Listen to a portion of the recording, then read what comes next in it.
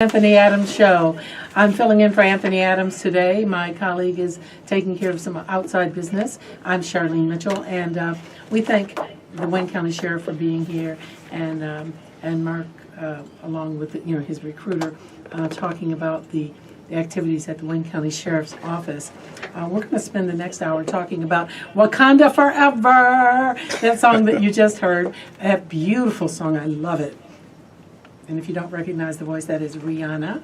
And at the end of the film, if you've been to the theater, that comes up. And before they even put the credits up, I knew it was Rihanna. I mean, her voice is so distinctive. I have my own opinions of the movie.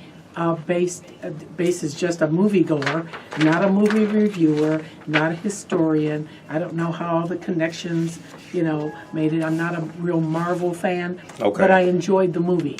But I figured to talk about it, I needed somebody who really could delve into it. And Michael Imhotep, you are the man. I haven't seen you in a couple of years. Yes. You've been broadcasting, doing your show from your home studio. Right. And I'm glad you came in today. Oh, thanks for inviting me. Feels good to be back, Anthony Adams. Yeah, it feels good to be back. I've been out to the studio in 2 years.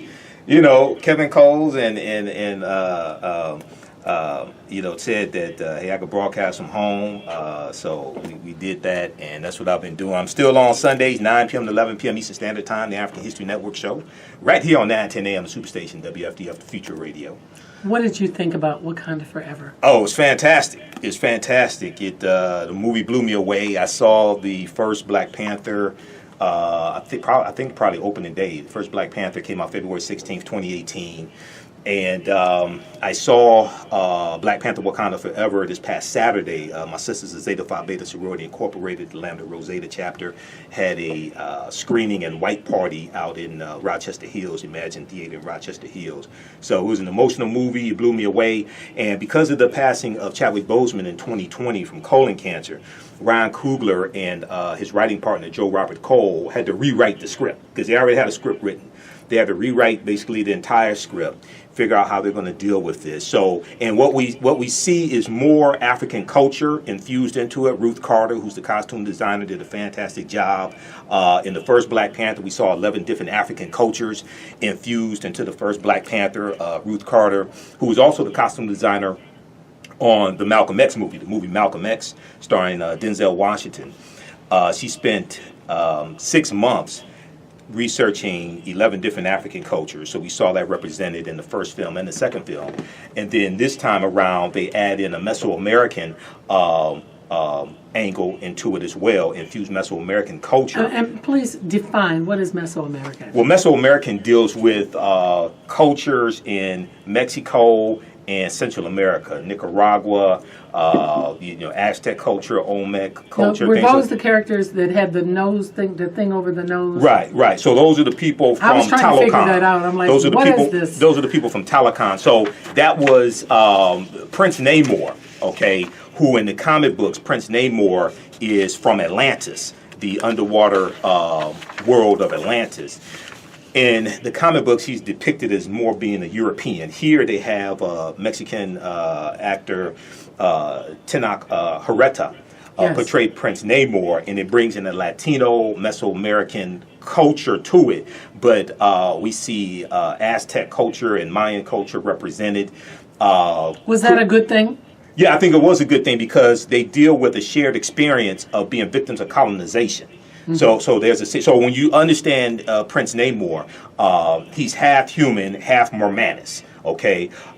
Like underwater, like mermaid, male mermaid, so to speak. So he's half human. He has those feet that fly. Well, he has wings on his feet. Yeah. So the inspiration in the Marvel comic books, he first appears in Marvel Comics in 1939. The inspiration comes from Greek mythology. Wow. But here they change it and give it a Mesoamerican Latino inspiration.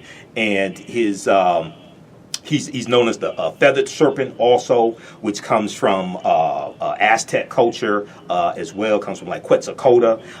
It comes from Mayan culture also. But see, you understand all this. A person like me that goes in and I'm a moviegoer occasionally. I'm not a Marvel comic book follower, but I had to see this movie. I saw the first one. Right. And of course, you kind of get pulled into it because I knew I wanted to talk about it, so I had to see it. But I didn't get everything that you're talking about. In fact, I was sitting there like, well, why are they doing this and why are they doing that and who's this and who are these people? It was very. I think I'd have to see it again. Yeah, you have to see it again. I'm going to see it again as well. You have to see it again. There's more. And it's 2.5 hours. There's more to see. Well, it's 161 minutes, almost 3 hours. Yeah, it's the longest Marvel movie, number one. And I've been doing a lot of research on it because I'm doing a presentation this weekend, this Saturday, dealing with the film also, and breaking down the film as well. But one of the things they deal with is a shared history of being victims of colonization. Yes. Okay, Africans being victims of colonization, and as well as the underwater world of Talokan, which so in the comic books it's Atlantis. Okay. Here they changed it and deal with that. So these are fictitious names. These are fictitious. Talokan is not a real place. Talokan is not a real place, but Talokan is that's a word that comes from the Mesoamerican culture as well. So we see this influence coming from these cultures, coming from their spiritual systems, coming from myth, etc. And then even the hand symbol that we see Prince Namor do and the people, the Talokaneals, the people of Talokan. That is inspired by Mesoamerican culture, and it's a serpent opening its mouth. So the Latino actors on the film said that they wanted a symbol that is as powerful as the Wakandan salute. Okay, so the Wakandan salute, number one, people, when you do the Wakandan salute, is always right over left, right arm over left. It's never left arm over right. I don't think people know that. They just, well, that's why you got me on the show. Yeah. That comes from the position of the Nasubitis, the pharaohs, when they're in the sarcophagi, the painted coffins. That's a symbol of power. Left. It's always right over left. And when you see it in the movie, 99.9% of the time, the people do it right over left. Now, you may see an extra who showed up late one day and didn't get the memo, and they do left over right, but it's right over left. And that's inspired from ancient Kemet, ancient Egypt. Kemet's one of the original names for Egypt, land of the blacks. So it comes from that. So we see these different African influences all throughout the film, Black Panther. The Panther deity, Bast, comes from Bastet, which is a neter, or a goddess coming from ancient Kemet, okay, a goddess of warfare. Originally, it was depicted as like a lioness head, but then later it's a cat's head on a woman's body. Yes. This is where this comes from, and it's important for people to understand. Wakanda is, even though it's a fictitious place somewhere in Central East Africa, somewhere around Rwanda, Uganda. Wakanda is a real word. Wakanda, we see it in the Omaha Ponca and Sioux Indian Native American languages. Wakanda means possesses secret powers. We also see it in the Osage language as well. There are schools, like in Nebraska, named Wakanda. In Wisconsin, there's a Wakanda Water Park. Wisconsin? Yeah. Of all places. Yeah. Well, so people have to understand, before I did my first lecture on the film Black Panther, I did 2 to 3 months of research on the film back in 2018. So I read over 100 articles on the film and the comic book. I bought a book that dealt with the 52-year history of the Black Panther comic book and the Black Panther character, because you have to understand the movie, you have to understand the Marvel comic universe. And which I did not. And at the time, I've been studying history 30 years now. At the time, I've been studying history, 26 years. I mean, this is your thing. But I knew, even though I'm a historian, I knew I was not qualified to speak intelligently on the film without doing extensive research. Now, let me put this very politely. Other people were not as wise as I was to go do the research before they started putting stuff out about the film. Let me just leave it right there. Because I'm seeing a lot of so-called, bona fide movie critics who didn't seem to really understand. You have to put in the work. The historical part of it. You have to go do the research. Because you could say things that could be very embarrassing or even disrespectful to certain cultures if you don't understand it. You got to go do the research of what you're seeing. And what I learned is when you go see a movie about a comic book, you got to go research the comic book to understand the movie. Well, that's understand the changes in the movie. Most of us aren't going to do. Do you mind taking a couple calls? Oh, absolutely. We're going to take Jerome, and then we're going to take Jerome, Kwame, Baby, PG, and we got another one coming in. Jerome, you're up. Give me 1 second. Okay. A mind cannot teach what it does not know. Yes, brother. That's Dr. Ray Higgins. One thing real quick, I want to urge everybody just to pull up Joe Biden's on public safety and just carefully listen to that, and then you will understand a whole lot about what's going on with your government and with your city administration. But to talk a little further, nobody in this state has a certification or accreditation of African American history. So I just want to say Michael should be one of the people, one of the experts on the staff. Let's send a letter to Governor Whitmer. That could be a new category of staff or consulting.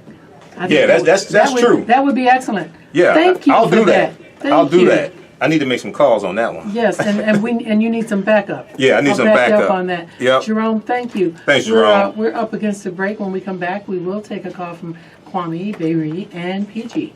So hang on tight. We'll be right back with Michael Imhotep. All right, and that is Rihanna, one of the songs from the soundtrack. They sort of play this at the end of the film. Yeah. And you were saying that music is an integral part of any movie. It kind of sets a mood. Oh, absolutely. And I was wondering, I wonder if she recorded that during her pregnancy, because she's kind of been, not on the grid for a while, because she had a baby. Right. And so she wasn't performing and all of that. I wonder, wow. She didn't stop working because she made this song. Well, our black women don't stop working when they get pregnant. No, that is true. That is true. Thank you for saying that. Yeah. We might do different kind of work, but we're still doing something, right? Right. Well, they still work their regular 9-to-5 job, pregnant, so. But yeah, it's a fantastic movie. I encourage people to go see it. And then also, I encourage people to visit my website, theafricanhistorynetwork.com, theafricanhistorynetwork.com, because there's a presentation I'm doing this weekend at Hannon House Center, which is located right near Wayne State University. Right, Hannon House. And it's a lunch and learn that's taking place 2:30 p.m. to 4:30 p.m. And I'm doing a presentation dealing with Black Panther Wakanda Forever. Now, can people register to come? Yeah, they register for it. Do they buy tickets? They register for it. So the information's on the website. You want to call Chiquita, because she is the sister who's organizing this event. They're actually call doing Chiquita. What's Chiquita's phone number? Yeah, I'm pulling it up right now. So there's a screening of the film taking place at 11 a.m. For those who haven't seen it, taking place at the MJR Universal 16 Theater at 28600 DeQuinder Avenue, 28600 DeQuinder Avenue, and then they're going over to Hannon House, 4750 Woodward Avenue in Detroit. So tickets are $32.50 for both of them. Okay, and call Chiquita to RSVP. So there's a luncheon. And there's so you're getting a lot. You're getting a lot. You're getting the movie and the lecture, the luncheon. Right. I mean, that's a good deal considering today's prices. Yeah. So prices may increase as we get closer to the date. But if you just want to attend the luncheon, that's like $22.50. Okay. But contact Chiquita at 313-978-1089. Say that number again. 313 I know I do radio. Yeah, I've been doing radio 12 years. 313. Thank you, Charlene. 313-978-1089 is her number. Give her a call. Let her know you heard about this on 9:10 a.m. Superstation WFDF. But also visit my website, theafricanhistorynetwork.com, and the information around the homepage. You can also call the offices of the African History Network, 313-462-0003. 313-462-0003. And we're trying to get any questions answered for you also. That's fine. Should I take a couple calls? Kwame is on the line. Yep. Kwame, you're up. Yeah, you said they got the ideal from Atlantis in the comic book? Well, Prince Namor in the comic books is the ruler of the underworld nation, the underwater world of Atlantis. That's in the comic books. Yeah, they're finding out that Atlantis is Mauritania. Now, the Eye of Sahara in Africa, that was Atlantis. That's where Atlantis started. What information are you citing for that? This is on the internet. Just look up the eye of the Sahara is Atlantis or the recheck structure. You know, everybody talks about this. But KC, see, we got Atlas downtown. That is an African leader. Who? And the Atlas that you got in front of the city county building. Okay, you talking about the Spirit of Detroit? Yeah. That is an African leader. That comes from Mauritania. They got two sets of Atlas Mountains, and both of them are in Africa. Okay. I know Dr. David Imhotep, who's a friend of mine, who wrote the book "The First Americans Were Africans: Documented Evidence." I know he's done research on Atlantis, and he's talked about how Atlantis was real. I haven't been able to review that information, so I don't deal with that yet. I can call him, but I know he has information on that. But in the comic book, the submariner Prince Namor was introduced in 1939, and in the comic books, there's a Greek mythology influence into his character, into the underwater world of Atlantis. This stuff is heavy. You really got to understand it. But you know, those superpowers, see, Atlantis had all the electrical devices that we have today and more. That's how they were destroyed, actually. But that is very real. That's no illusion. Right. What was the source you're citing for that information once again? The recheck structure or the eye of the Sahara is Atlantis. You can get it off the institute. All right. Well, if anybody can find it, it's Michael Imhotep. He'll find it. He is the ultimate historian. Well, I call some of my teachers. I call some of my scholars. You'll call somebody. We're going to take a call from PG. Welcome back, PG. Thank you so much. I listened to your show, and your show is so amazing. The African History Network show?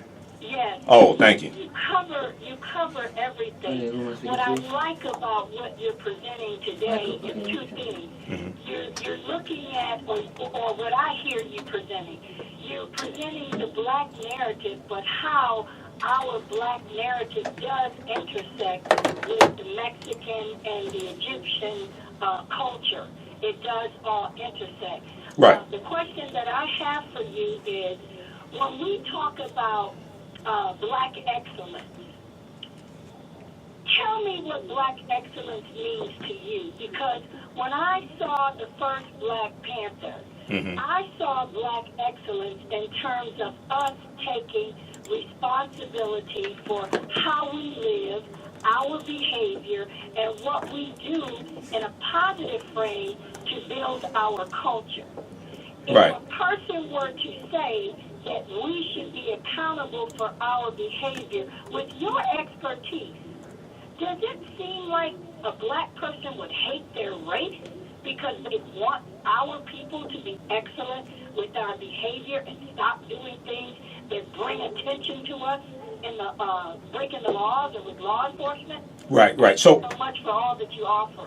Okay, thanks. And be sure to come out this Saturday to my presentation in Haddon House also. I just might surprise you and do that. Okay. In the Silver Fox, we support a lot of events. Okay, so black excellence, basically my understanding of it, and it's not a term I use a whole lot, but black excellence is basically a mindset backed up by actions that deal with excellent displays of leadership, excellent displays of African Americans doing great things, achieving great things, etc. It's focused on being positive, okay? Being excellent in what you do, excellent in what you achieve, etc. It's similar probably to Black Girl Magic, okay? And Black Girl Magic, to me, is similar to Wakanda in understanding Wakanda and what it means, because Wakanda means possesses secret powers, and African people are are powerful. African people are magical. Black women are magic, and we know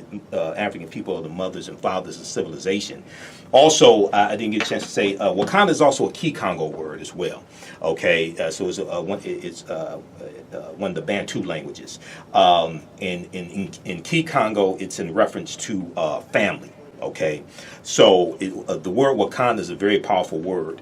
So even though it's a fictitious movie, we see it references African history, African culture, African spiritual systems, but also now they bring in the Mesoamerican, Latino, Native American, Mexican angle to it as well, and deal with that. And there's a shared history of colonization, especially by the Spanish, because we see this depicted in the film, and we see we see Mexico colonized by Spain.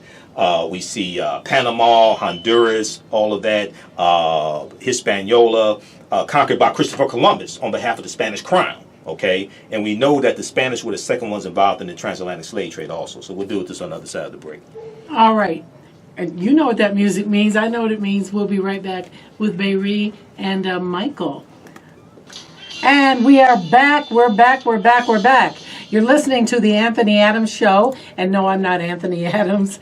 Don't be confused. I'm Charlene Mitchell, filling in for my esteemed colleague, Attorney Anthony Adams, who had business to do today. And shout out to Anthony Adams also, man. Congratulations on the show. And he does a great show, Monday through Thursday, 9 a.m. to 11 a.m. Then on Friday, I'm here. Every Friday from 9 to 11. So, but today we have Michael Imhotep, who I have not seen in over 2 years. He's my colleague here at 910. He is a regular. He's been here a long time. 6 years. And you do, I'm doing 6 years in January. Okay. It's 6 years for me in April this past year. And you do a different kind of show that is so informative, just so informative. Thank you. I want to ask you, well, we're going to try to take another. Is Michael still on? Did we already take Michael? I think it's a different Michael. A different Michael. Michael, you're up. Hey, hello there. Thanks for taking my call. But I got to ask you about Michael Imhotep. You said something about Atlantis. When I heard about Atlantis, I remember Parliament Funkadelic when they played that for a minute. With Atlantis and Parliament Funkadelic, I don't remember the connection. But what you see in Black Panther is Afrofuturism.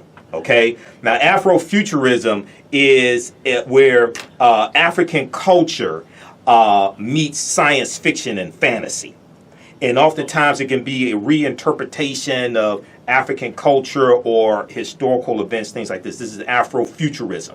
And you see science fiction, technology incorporated. Now, one of the early pioneers of Afrofuturism would be George Clinton and the P-Funk All-Stars, as well as Sun Ra, even before the term Afrofuturism was coined. Way back. Even before the term Afrofuturism was coined.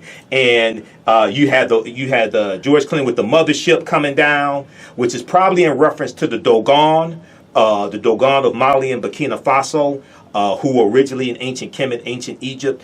So the Atlantis reference, I'm not familiar with that, but I am familiar with the mothership thing and things like this. So we see that influence with George Clinton also. So Afrofuturism is very deep.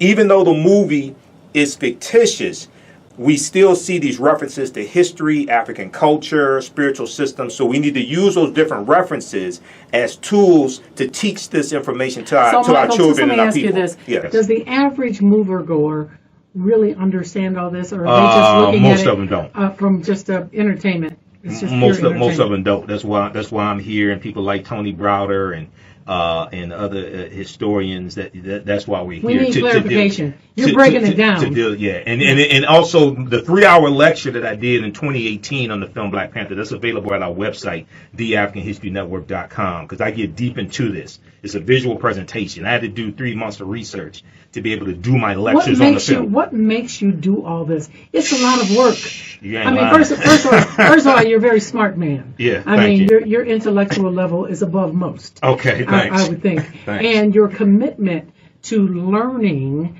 and understanding the African culture and the African American culture is deep. It's Right. really deep. Most people don't want to delve that far into it. It takes Right. too much time. Right.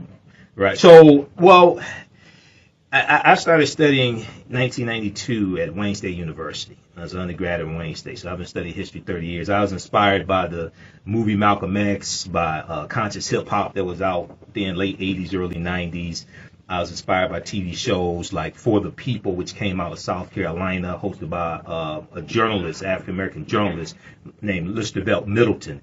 And each week, it stayed on for, it was a half-hour show, but each week he would interview one of the different African-centered scholars like Dr. Leonard Jeffries, Dr. Naeem Akbar, Dr. Maureen Bahani, Dr. Yosef Ben Yakinen, Dr. John Henry Clark, things like this. So this is where I got to first see them oftentimes. And Dr. Leonard Jeffries, he's one of my teachers. I know him personally now. And, you know, some of the seeds were probably sown by the miniseries Roots in 1977. I remember when that originally aired on TV. And then when I was in elementary school, in second or third grade for a short period of time, I was a member of a after school program called the African History Club. Okay, Mr. James at McFarland Elementary School, the African History Club. So you've been kind of connected with this historical thing for a long time since you were a kid. In one way or another, yeah. In one way or another, yes. So I've been doing it, but I've been studying history for 30 years, and intensely for the past 12 years. So speaking of history, we have some more calls, but Board Up had to leave the studio just for a second, so we don't have any way to connect them. But Lady Grace Baby and PG, hold on. I want to ask you, you talked about history.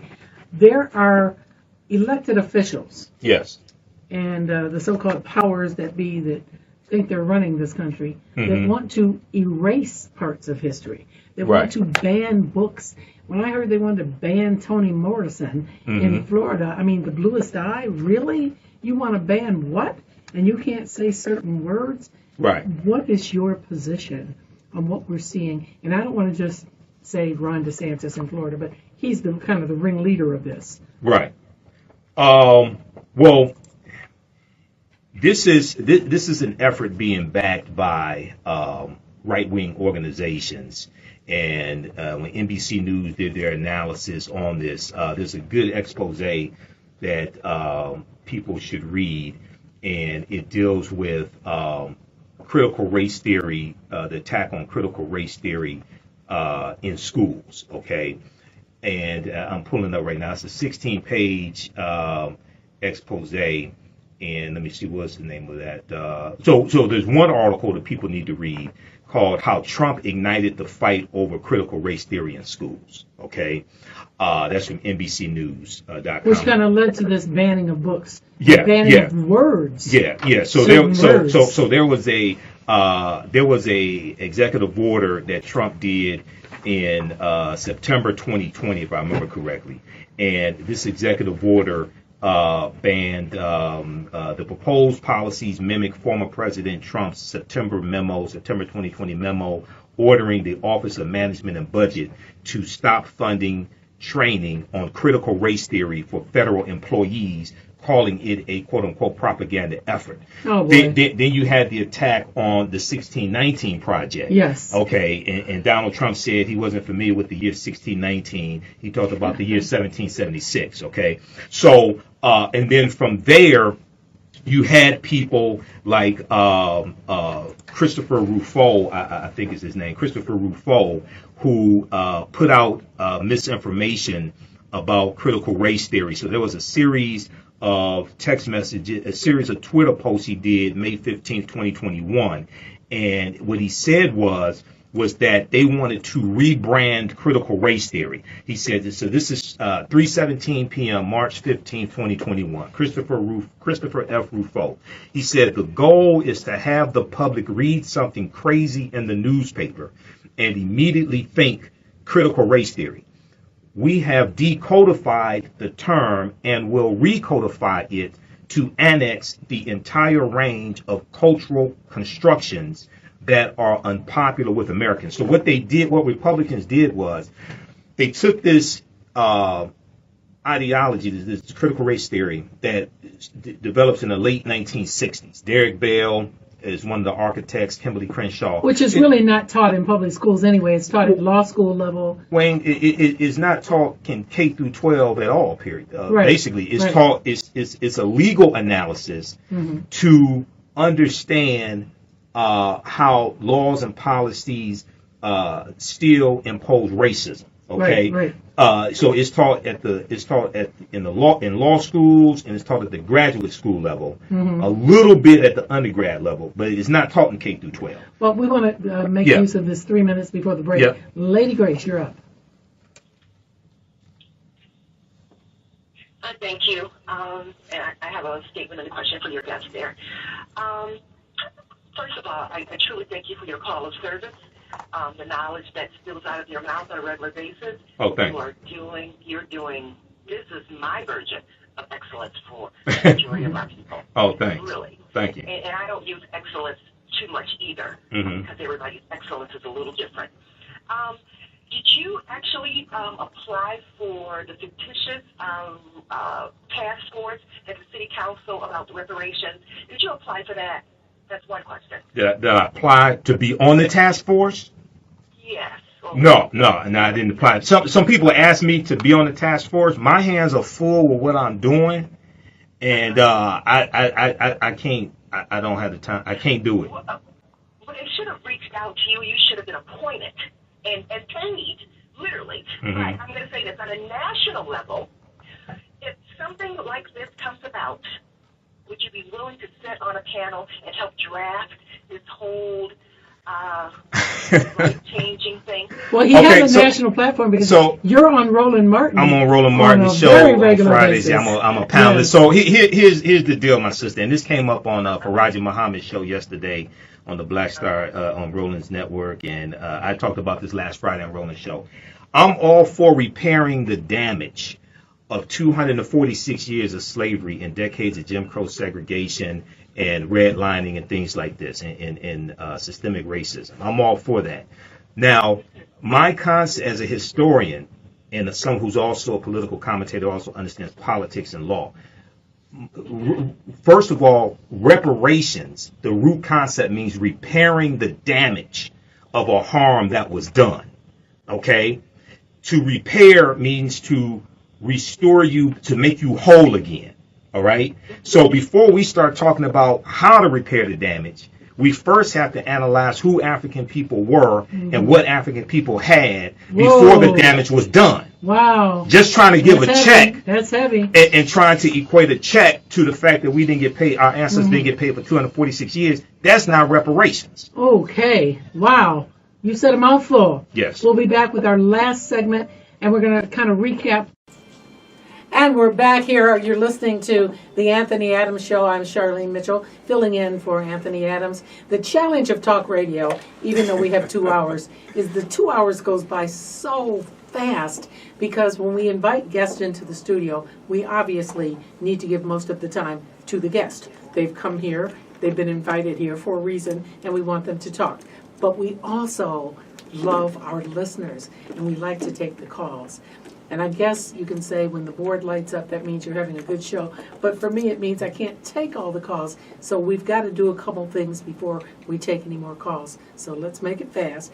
You have an event coming up. Yes. Tell us about your event. Okay, Saturday, November 19th, there's a screening and there is a lunch and discussion dealing with Black Panther Wakanda Forever. And Sister Chiquita contacted me. She's organizing the event. I'm speaking from 2:30 at the luncheon. It's 2:30 to 4:30 p.m. at Hannon House Center, 4750 Woodward Avenue in Detroit. And then there's a screening of the film at 11 a.m. for those who have not seen the film. It's at MJR Universal 16 Theater, 28600 DeQuinder Avenue. And you can call Chiquita for more information in the RSVP 313-978-1089. 313-978-1089. She'll give you the information on tickets. We also have the information on the homepage of our website, theafricanhistorynetwork.com. theafricanhistorynetwork.com. If you just want to come to the luncheon part, you can do that as well. You can also call us 313. But the luncheon includes the lecture. The luncheon includes the lecture as well that I'm doing. And So when people come to a Michael Imhotep lecture, Mhm. what do they leave with? Oh, well, they're going to leave with a ton of information. You can take notes. I do a visual presentation. Also, I have my lectures on sale there as well. The lecture that I did in 2018 dealing with Black Panther, we'll have that on sale also. So they can really you're gonna educate learn a lot. themselves. Oh, you can educate. We're going to deal with That's what you're about. history. Yeah, we're going to deal with history, culture. We'll deal with the film, break down the film, look at the Mesoamerican influence in it as well. So you're going to learn a lot.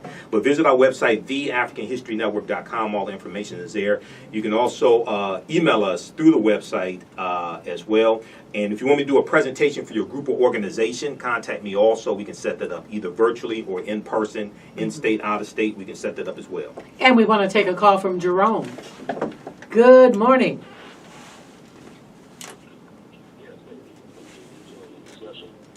You know, our history is really important. So, you know, and I want to advise everyone that there needs to be simply an accreditation in not just the state of Michigan, but all over the country of our children's history, of our history. Because in order for you to teach a white child history, you have to have the necessary hours accreditation of the history just to get your certification. But Black children's history is not even in the books. So our children's history needs to be in all books so all people can make better decisions about our children and about our people to make America great the way that it really needs to be. You know my story. If you don't, you better ask somebody. Right, All right. right. You know, Dr. Carter G. Woodson, who co-founded the Association for the Study of Negro Life and History in 1915 and created Negro History Week in 1926, which became Black History Month in 1976, he said that the history of African Americans needs to be taught in every school across the country, not just the schools that we're in, but every school across the country. And the reason why is because the way you treat a people is largely based upon what you think about a people. What you think about a people is largely based upon what you've been taught and what you read, heard, and seen about a people.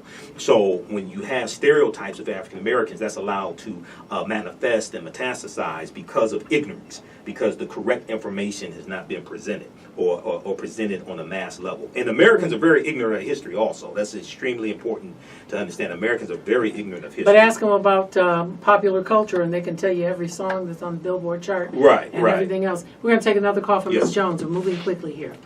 Ms. Jones, thanks for calling. Good morning, Jeff. How are you? Good, good. How you doing?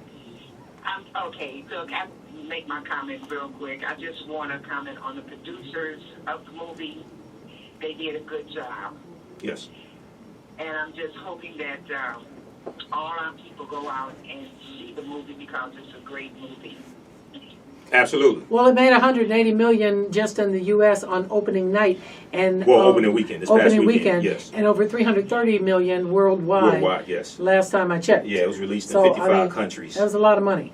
Yep. A lot of And ticket I got sales. I got one more thing I want to say. Okay. I am loving my Afro-American cinema movies. It's fantastic. Okay. Yeah, I'm speaking to. All right, good. So much. All right, thank And you. thank you, Ms. Okay, Jones, thank for you. calling. Beiree. Beiree, you're up. Thank you. I just want to congratulate you, Charlene, and also Michael. First of all, I only know what you did. Mike, Yes. years ago, you just all the go around and talk about. I just want to give you a shout out.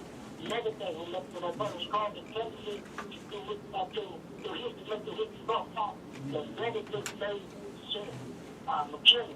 You look at the he just, by his movie. She went better than the last time. She should have said, and God made him McKinney. I believe that also. The benefit you were talking to in New York, you don't want to talk about. You on the radio with it, and that's right. You need to hire him, but she got a movie like you live now. You need to hire him. You saw him sending to my deal with them. I go, you know who I am. You can find Yeah. me at the juice bar. I'm recovering from my sickness. Oh, okay. Well, We'll we want you to well get. soon. We want you to get well. We have about 1 minute. Dorothy, you have about 30 seconds. I hate to give you a short time, but go ahead. That's okay. I'll just kudos to Jerome. He's absolutely right. Because back in the day, I'm older than most of y'all. We had Negro history, European history, and American history in the books, and they took it out. That is very important. That's what we used to have, Negro history. Thank you. All right. We just have a couple of minutes. Yeah. We just had a big election, midterm elections. Sure. What do you think about the results in Michigan and across the country? And then we'll end on a lot of the Herschel results Walker. a lot of the results were fantastic. There was no red wave. I told my listeners, don't listen to the polls. Go out and vote. A lot of the polls were junk polls. We see for the first time in 40 years, Democrats took back control of the state legislature here in Michigan, and we see Governor Gretchen Whitmer, Secretary of State Jocelyn Benson, and State's Attorney General Dana Nessel were reelected. Across the country, Democrats will probably win in Georgia, so they'll end up with 51 Senate seats. That's well, what we took Nevada and Arizona. Nobody thought and I thought they were going to do that. So they may take control of the Senate. It looks like Republicans will have a slim majority in the House. They may end up with 220 House seats. They're going to have a hard time trying to govern with some of this crazy. 45? What about 45? He announced I didn't watch it. He didn't get a whole lot of media coverage on this. I'm not certain he's going to get the nomination for Republicans. A lot of them want him to disappear. He might have to just nominate himself or run on his own. Well, we'll see what happens. But Joe Biden will beat him again. If he gets the nomination, Joe Biden will beat him again. All right, Michael Imhotep, I cannot tell you how pleased I am that you came in. Oh, that thanks, you took Charlene. Time out of your schedule. Thanks. I know you're busy. And shout out to Anthony Adams. If you want me on the show, contact me, Anthony. I'll definitely come on for you. All righty. And until tomorrow morning, I'll be back tomorrow morning, filling in for Anthony again. And then Friday morning, I'll be back.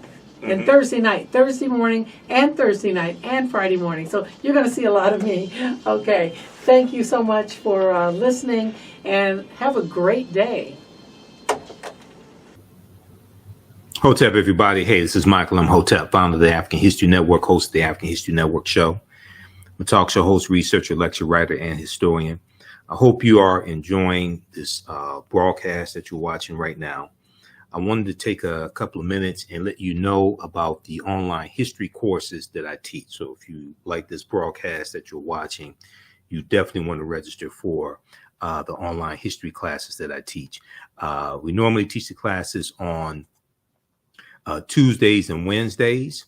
Our next class of Ancient Kemet, the Moors and the Ma'afa, Understanding the Transatlantic Slave Trade, is going to take place on Thursday, November 17th, 2022, 7 p.m. to 9 p.m. Eastern Standard Time.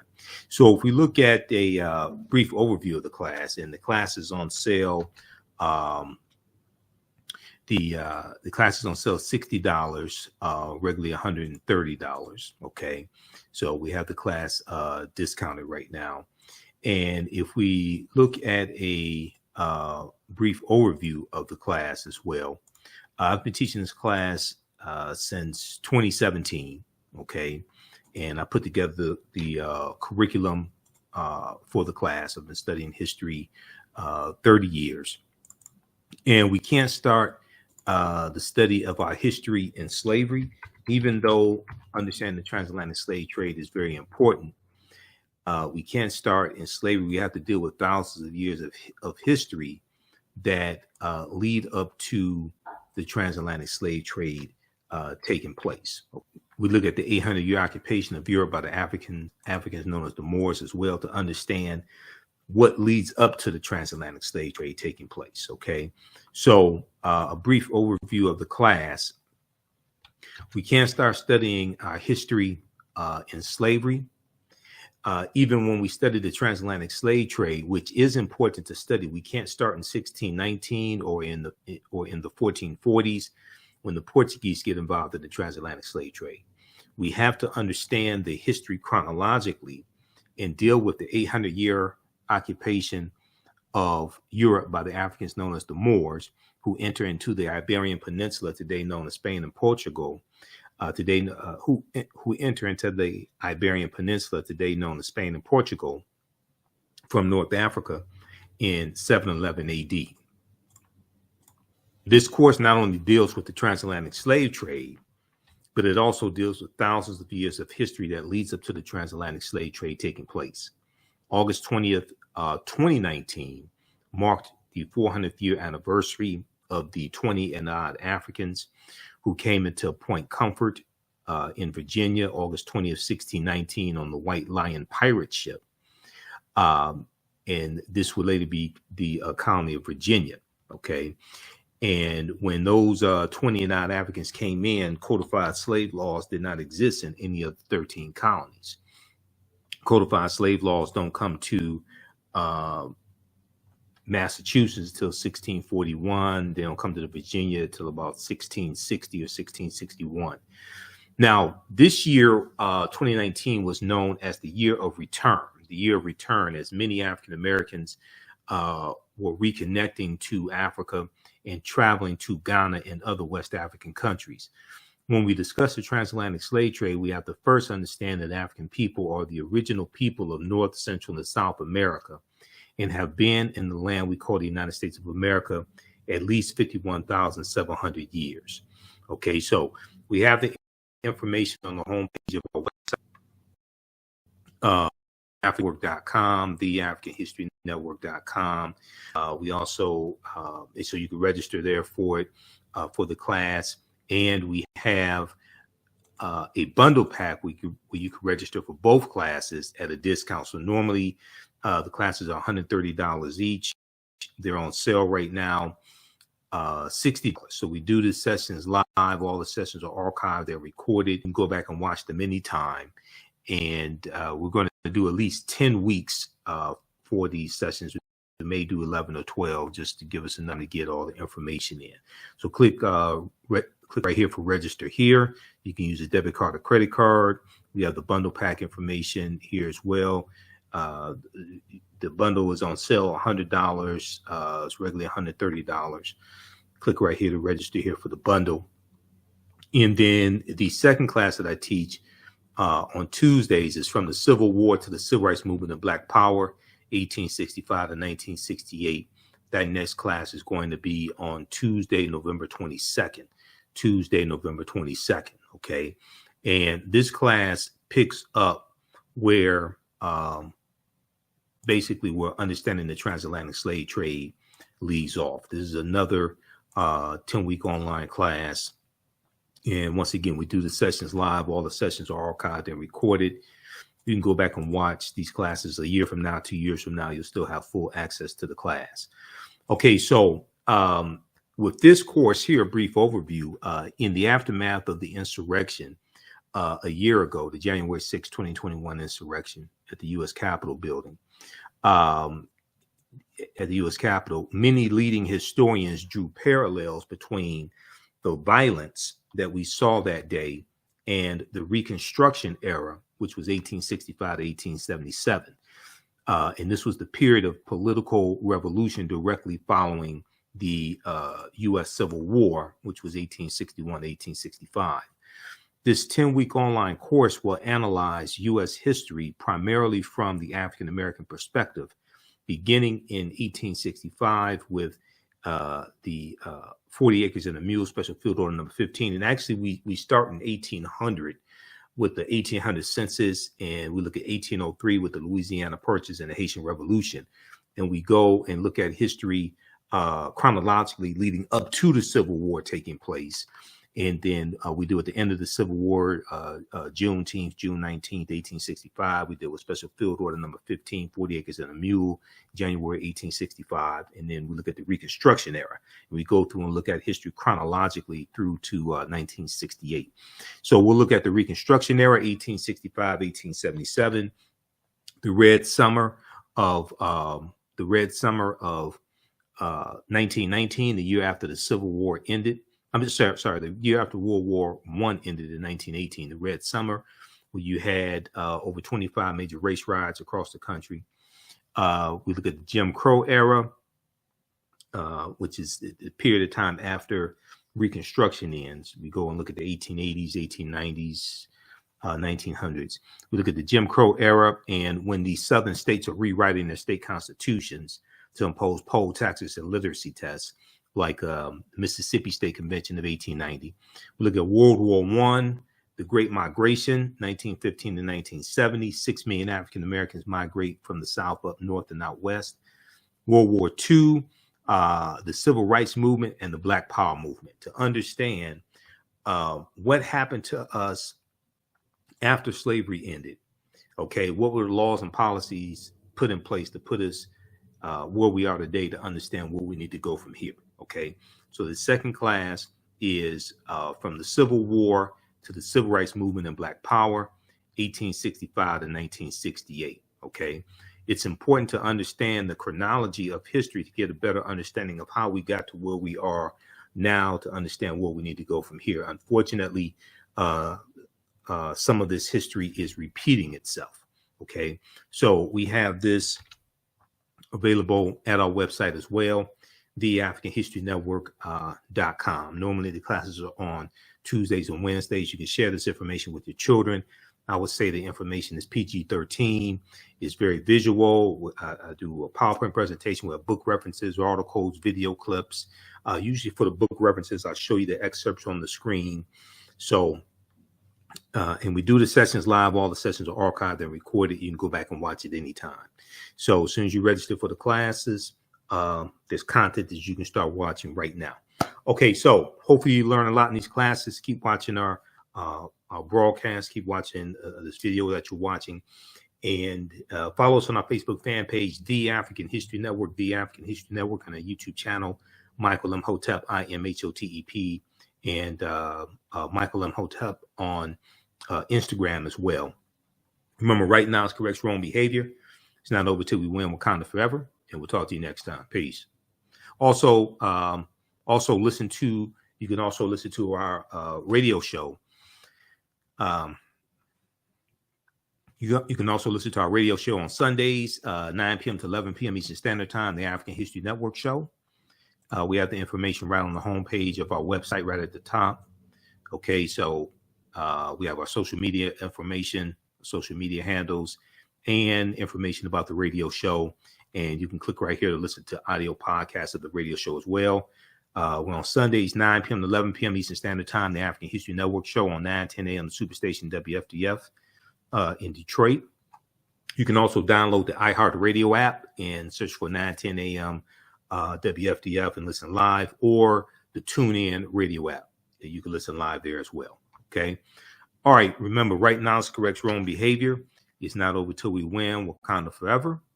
And thanks for watching our broadcast. Thanks for supporting us. Also, if you want to support the African History Network, $, the AHN show through Cash App, $, the AHN show through Cash App, and through PayPal, paypal.me/the AHN show. This helps us keep doing the research, stay on the air, keep broadcasting, pay some of the bills.